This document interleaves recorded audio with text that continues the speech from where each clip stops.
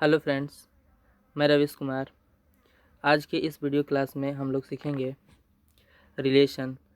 Environment studies के part 3 video में relation क्या है, रिलेशन का एक बालक का जीवन में, बालक के समाजीकरण में क्या प्रभाव पड़ता है। उसके बाद हम लोग पढ़ेंगे खेल का, एक बालक के जीवन में खेल का क्या महत्व है। इसके पहले वीडियो में हम लोग पढ़ चुके हैं परिवार कितने प्रकार के होते हैं, सिंगल फैमिली, जॉइंट फैमिली के दोष और उसके गुण।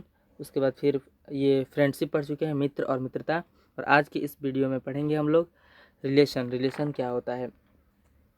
संबंध व्यक्ति के भावनाओं व खून से होता है। ये संबंध भावना से भी हो सकते हैं और खून के रिश्ता से भी हो सकते हैं। संबंध वह है जिसमें दो या दो से अधिक लोग भावनाओं व खून से एक दूसरे से जुड़े होते हैं, वो संबंध कहलाता है। आगे हम लोग पढ़ेंगे कि एक संबंध का बालक के जीवन पर क्या असर पड़ता है। बालक के सामाजिक, बौद्धिक और चारित्रिक विकास पर इन संबंधों का असर पड़ता है। जैसे एक बालक अगर सिंगल फैमिली में है तो उसे संबंध के बारे में, रिलेशन के बारे में जो शिक्षा होती है स्कूल के माध्यम से शिक्षक देते हैं, टीचर देते हैं।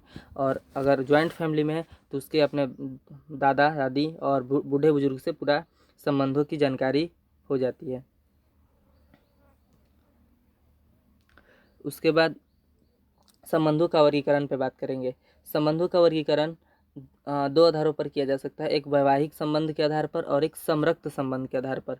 वैवाहिक संबंध के आधार पर अगर बात करें तो इस प्रकार का संबंध ऐसा संबंध होता है जो विवाह आदि के कारण होते हैं। और आगे जैसे पति पत्नी, सास बहू, ये विवाह के कारण ही इस तरह के संबंध होते हैं, पति पत्नी, सास बहू।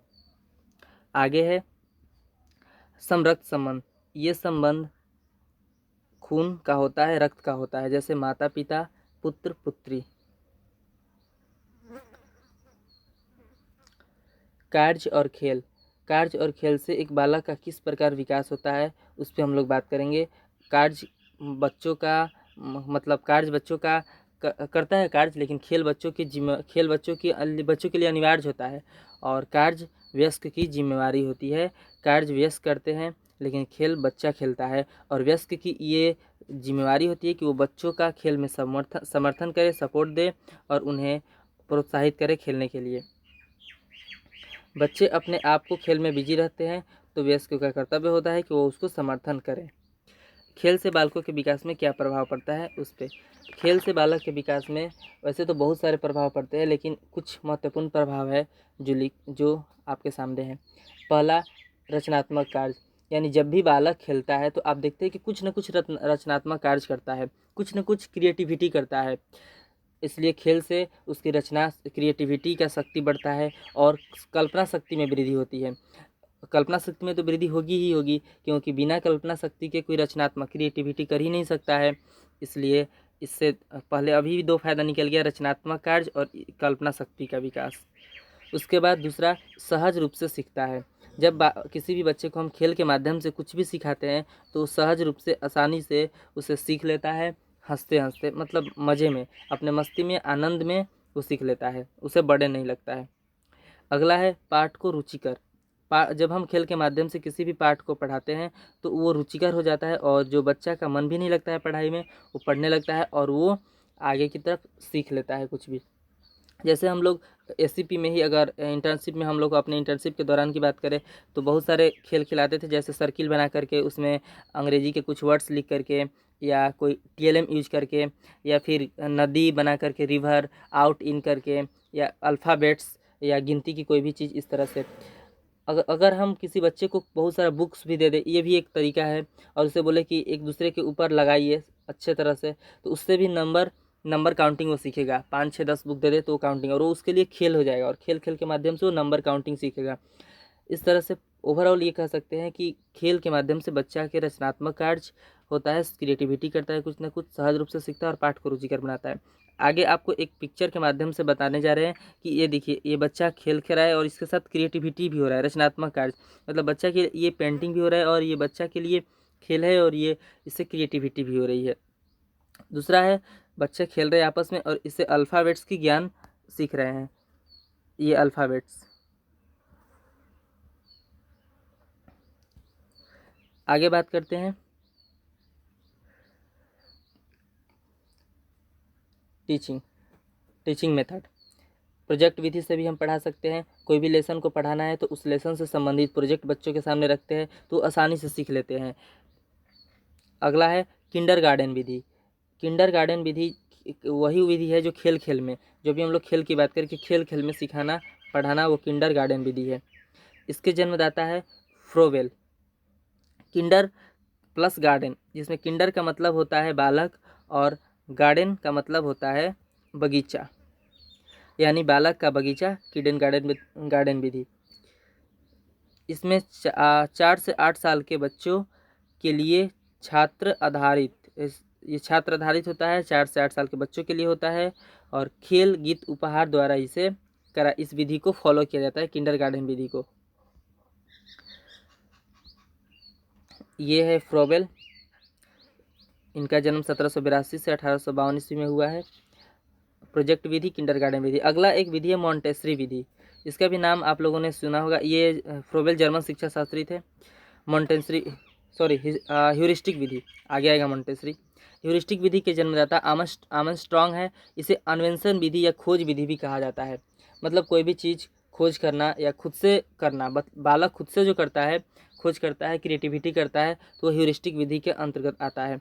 इसका उत्पत्ति लैटिन भाषा के ह्यूरिस्को से हुआ है, जिसका अर्थ होता है मैं खोज करता हूँ।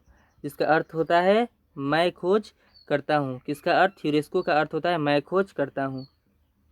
इसमें विद्यार्थी अपने निरीक्षण प्रयोग से स्वयं खोज करते हैं। अध्यापक यानी शिक्षक द्वारा बच्चों को एक्टिविटी दिया जाता है और उस पर विद्यार्थी अपना प्रयोग करके समाधान निकालते हैं, अंतिम निष्कर्ष तक पहुंचते हैं और उसमें मतलब अपना माइंड लगाते हैं और उसका ये प्रयोग करते हैं। इसमें बालक शिक्षक, पुस्तकें, यंत्रों से ज्ञान स्वयं अर्जित करता है। मतलब स्वयं से ये सीख के अर्जित करता है। इसमें बालक खुद से करता है, शिक्षक द्वारा दे दिया जाता है और वो खुद से करता है। इसका क्या क्या गुण है?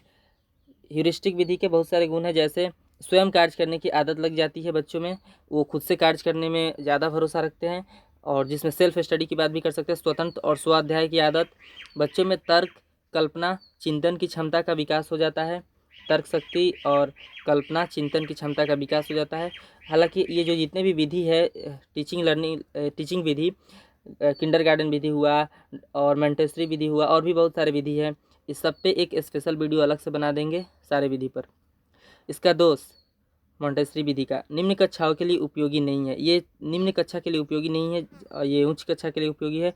मंद बुद्धि बालक के लिए नहीं है। अगर कोई बालक कम समझता है, मंद बुद्धि है, तो उसके लिए भी उपयोगी नहीं है, और क्योंकि वो गलत मतलब निष्कर्ष तक पहुंच जाएगा, इसलिए वो उपयोगी नहीं है। गलत निष्कर्ष पर पहुंच जाएगा तो इस विधि को हम लर्निंग बाय डूइंग भी कह सकते हैं, या बाल केंद्रित करके भी, क्योंकि इसमें लर्निंग तो होता है लेकिन कुछ करके होता है, इसलिए इसे हम लर्निंग बाय डूइंग कह सकते हैं। ये अगला है मॉन्टेसरी विधि, जो कि मौर्य मॉन्टेसरी इसके जन्मदाता है, और इनका जन्म 1852 में इनका मृत्यु हुआ था। और ये विधि 2 से 6 वर्ष के बालक के लिए कार्य में लाया जाता है। इस क्रिया से बच्चा आत्मनिर्भर बनता है। इसमें क्रिया व खेल को प्रधान माना गया है। मॉन्टेसरी विधि में क्रिया को और खेल को ज़्यादा प्रधानता दी गई है। ये इटली के निवासी है, जो कि एक चिकित्सक शिक्षा शास्त्री थे, मौर्य मॉन्टेसरी। एक स्पेशल वीडियो में इनके बारे में और अच्छा से मॉन्टेसरी विधि का डिटेल में बात करेंगे। ओवरऑल मतलब ये हुआ कि खेल कूद व क्रियाकलाप के माध्यम से बच्चों का विकास करना। अगला है खेल का योगदान। एक बालक के जीवन में, एक बालक के समाजीकरण में, एक बालक का विकास में खेल का किस प्रकार से कैसा कैसा योगदान होता है। बालक का जाहिर सी बात है, जब बालक खेलेगा तो उसका शारीरिक विकास भी होगा, उसका सामाजिक और ज्ञानात्मक क्षमता का भी विकास होगा। शारीरिक विकास में खेलेगा कूदेगा तो बच्चा स्फूर्तिवान बनेगा, हड्डियाँ व मांसपेशियाँ मजबूत होंगी, उसकी रोग प्रतिरोधक क्षमता बढ़ेगा, रोग प्रतिरोधक क्षमता का विकास होगा, और क्योंकि रक्त संचार सुचारू ढंग से होगा। अगला है भावनात्मक रूप से पिछड़े बच्चों का समाजीकरण खेल के माध्यम से आसानी से किया जा सकता है। जो बच्चा भावनात्मक रूप से पिछड़े हैं, उसका समाजीकरण खेल एक सर्वोत्तम रास्ता है एक बच्चा का समाजीकरण करने के लिए, क्योंकि बहुत ही कम बच्चे होते हैं जिनका खेल में मन नहीं लगता है, और उन्हें अगर भावनात्मक रूप से पिछड़े हैं तो खेल खिलाकर उन्हें समाजीकरण खेल के माध्यम से किया जाता है और उनका समाजीकरण हो जाता है। स्वयं निर्णय लेने की क्षमता। अगर कोई बच्चा खेलता है तो उसमें बहुत सारे निर्णय लेने होते हैं। खेल में बहुत सारे ऐसे खेल है जिसमें अपने सीनियर होते हैं, उसमें जूनियर बनते हैं, तो उसमें निर्णय लेना होता है, इसलिए स्वयं निर्णय लेने की क्षमता का विकास होता है। ये खेल का योगदान है। इस प्रकार कह सकते हैं कि बालक के समग्र विकास के लिए उसके जीवन में नैतिक सामाजिक विकास में खेल का बहुत बड़ा योगदान होता है। ये कड़ा योगदान गलत टाइप हो गया, बड़ा योगदान होता है। Thanks for watching this video. Next video के लिए सब्सक्राइब कर ले और बेल आइकॉन पर क्लिक कर दे ताकि आपको नोटिफिकेशन मिलते रहे। और वीडियो पसंद आया हो तो लाइक करें और कमेंट करें। Thank you. Thanks again.